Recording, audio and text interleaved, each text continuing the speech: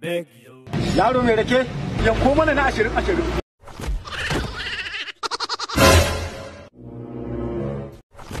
Yaro mai rake, ka je za mu yi ma addu'a.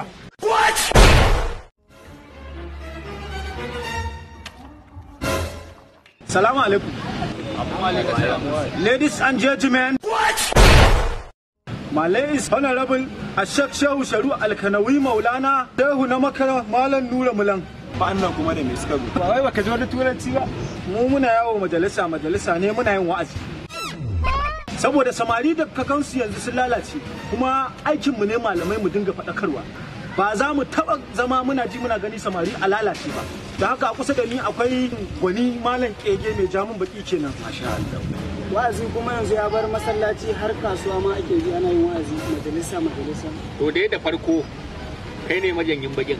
Tun kafin da fara wa'azi nake gane munafikai marasa tsoron Allah. Kai daga ganin ka baka tsoron Allah. Saban Allah ya ma yawa. Wai ni din malam? Ubanka. Malam gwani. Akramakallahu. Bismillah. Bismillahirrahmanirrahim. Kadeji. Wal asr. Da kai ba aka fara. Innal insana lafi qusr. Wai kai me yasa dan iska ne kai? Malam a masallaci nake kwana saboda tsaba tsoron. Ubanka nace. Wata waso bis sabar. Wai dan ubanka lalle kai sai kai sabo.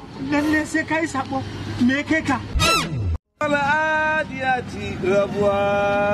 Wannan wani irin naci ne shege? Wai lalle kai lalle sai ka shiga wuta? Kana talaka ka dube ka. Wuta ta masu kuɗi ce. Wuta sai mai kuɗi.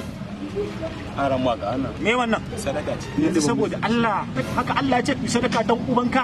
Shege ba ka dan ba ka dai ba zan kyale ka ba. Dan ubanka ba haka Allah ya ce ku sadaka. Fadan dama alaihim rabbahum bidandihim fasawaha.